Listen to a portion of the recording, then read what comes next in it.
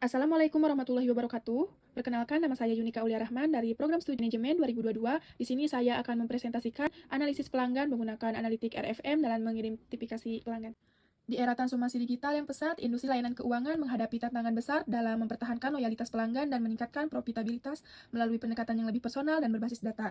Ketatnya persaingan, perubahan perilaku konsumen, dan kemajuan teknologi menuntut perusahaan jasa keuangan seperti bank, perusahaan asuransi, dan fintech untuk memahami perilaku pelanggan secara mendalam guna untuk menyusun strategi pemasaran dan pelayanan yang efektif. Salah satu pendekatan analitik yang banyak digunakan untuk segmentasi dan analisis pelanggan adalah metode RFM, yaitu resensi, frekuensi, dan monetary. Metode ini juga memungkinkan perusahaan pengelompokan pelanggan berdasarkan seberapa baru mereka berinteraksi, terus seberapa mereka sering melakukan transaksi, dan seberapa banyak nilai yang mereka hasilkan. Dengan pendekatan ini, perusahaan dapat mengidentifikasi pelanggan bernilai tinggi, pelanggan yang berisiko churn, serta peluang untuk retensi dan upselling yang lebih terarah.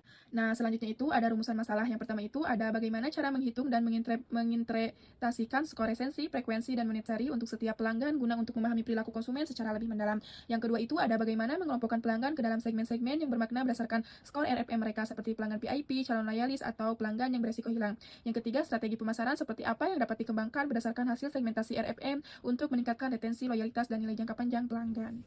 Selanjutnya itu ada tujuan penelitian. Yang pertama ada menganalisis penerapan metode RFM sebagai alat segmentasi pelanggan di industri layanan keuangan. Yang kedua itu ada mengidentifikasi kelompok pelanggan berdasarkan dimensi, resensi, frekuensi, dan monetary. Yang ketiga itu ada memberikan rekomendasi strategis berdasarkan hasil analisis RFM untuk meningkatkan loyalitas pelanggan dan efisiensi pemasaran. Selanjutnya itu ada manfaat penelitian. Yang pertama itu memberikan wawasan berbasis data mengenai perilaku dan nilai pelanggan, menjadi dasar untuk pengembangan strategi customer relationship management yang lebih efektif. Yang kedua itu ada menambah literatur mengenai penerapan analitik RFM di sektor jasa keuangan, memberikan contoh implementasi nyata dari analitik data dalam pengambilan keputusan bisnis. Yang ketiga itu ada menyediakan pendekatan yang praktis dalam pengolahan data, interpretasi data pelanggan, menjadi referensi untuk membangun sistem analitik pelanggan berbasis RFM yang terintegrasi. Yang selanjutnya itu ada resensi, frekuensi, monetary. Yang pertama itu ada resensi. Resensi itu mengukur seberapa baru pelanggan melakukan pembelian terakhir, yaitu dengan skala 5 atau transaksi paling baru, dan 1 atau transaksi sudah lama. Yang kedua itu ada frekuensi, yaitu ukuran seberapa sering suatu peristiwa berulang dalam satuan waktu tertentu dalam konteks yang berbeda, yaitu dengan skala 5 yaitu transaksi paling baru, dan skala 1 yaitu transaksi paling rendah.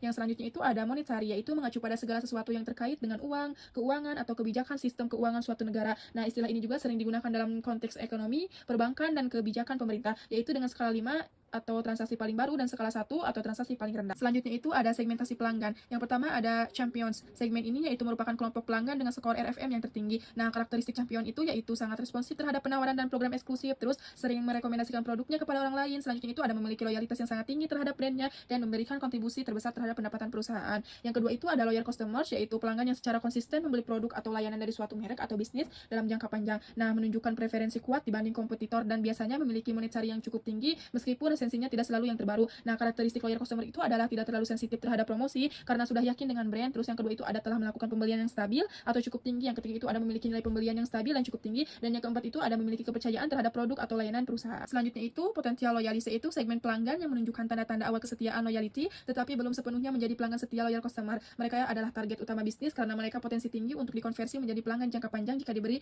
perlakuan yang tepat. Mereka baru saja melakukan transaksi dan cukup sering membeli tapi belum mengeluarkan nilai transaksi. Nah, karakteristik potensial loyalis itu yaitu memiliki potensi besar untuk menjadi pelanggan loyal, bahkan champion jika dikelola dengan baik. Selanjutnya ada baru aktif berbelanja, menunjukkan minat yang besar terhadap produk. Selanjutnya itu ada at-risk, yaitu pelanggan yang belum sebelumnya itu aktif berbelanja dan sangat memberikan kontribusi besar. Namun dalam periode terakhir tidak lagi melakukan pembelian. Mereka memiliki skor resensi rendah tetapi memiliki frekuensi dan monetary tinggi di masa lalu. Karakteristik at-risk itu jika tidak ditinjak lanjuti sangat beresiko menjadi lost customer atau pelanggan yang hilang sepenuhnya. Selanjutnya ada bisa jadi kehilangan minat, berpindah ke pesaing, atau merasa kecewa dengan layanan atau produknya. Yang terakhir itu ada potensial loyalis, yaitu segmen hibernating adalah potensial loyalis adalah pelanggan yang memiliki skor resensi, frekuensi, dan monetary rendah. Karakteristiknya itu tidak menunjukkan loyalitas yang kuat terhadap brand, terus nilai transaksi kecil atau monetary yang rendah.